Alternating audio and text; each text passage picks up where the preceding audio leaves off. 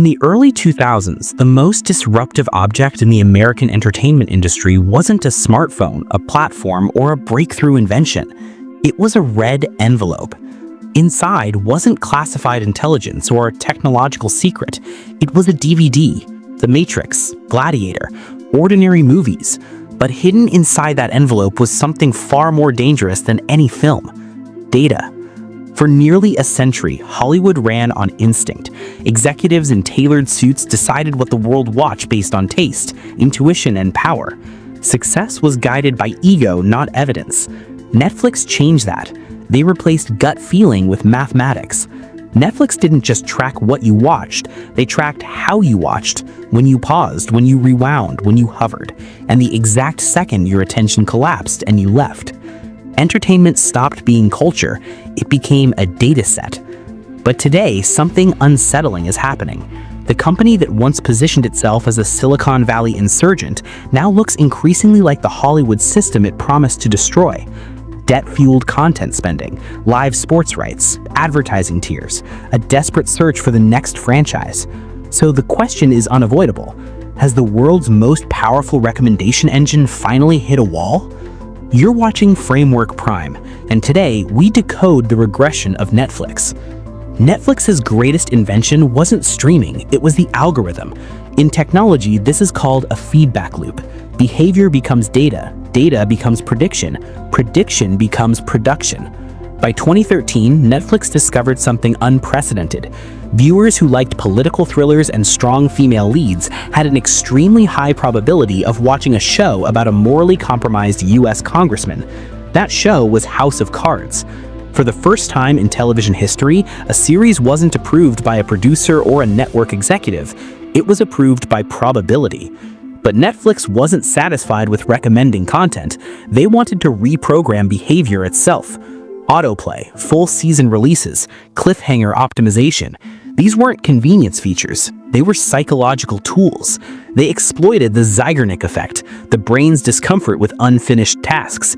Every episode ended in tension. Every next episode button resolved it. Television stopped being a shared weekly ritual and became a private, isolated dopamine loop. Netflix wasn't selling stories anymore, they were selling time spent on platform. To make this work, Netflix built something no traditional studio ever attempted: its own global infrastructure. Through Open Connect, Netflix placed proprietary servers directly inside internet service providers around the world. Faster load times, zero buffering. In the streaming wars, the winner isn't the platform with the best movie, it's the platform that starts first. But around 2017, the model fractured. The studios woke up. Disney, Warner Brothers, NBC. They realized they were licensing their most valuable intellectual property to the company replacing them. So they pulled their libraries. Friends, The Office, gone. Netflix responded with a scorched earth strategy. Outspend everyone.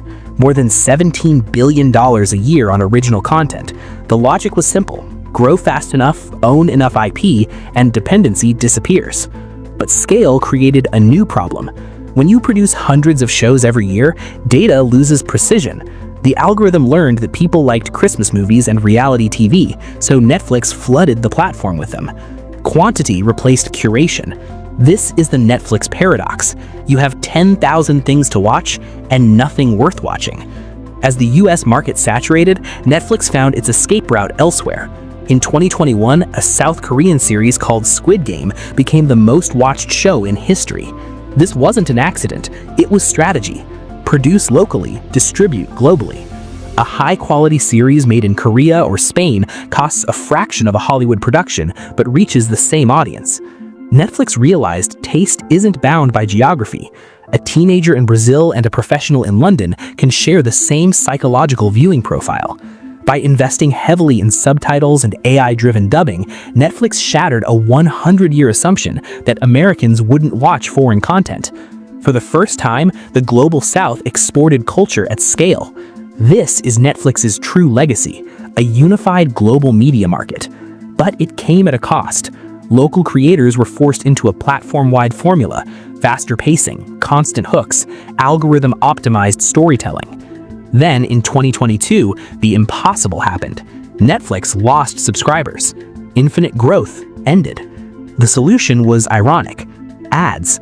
The very thing Netflix once promised to destroy became its new foundation. Ad-supported tiers, commercial breaks, a return to the cable model, digitally repackaged. Live sports followed: NFL games, wrestling, boxing, because algorithms can personalize content, but they can't manufacture shared moments. Live events still synchronize attention. By late 2025, rumors of massive consolidation emerged, Netflix potentially acquiring the very legacy studios it once disrupted. Netflix is no longer a challenger, it's the incumbent. It began as a tech company that distributed movies. Today, it's a media empire that happens to run on software.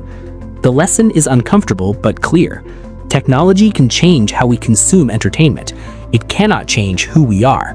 We are social creatures. We want to experience what everyone else is watching together.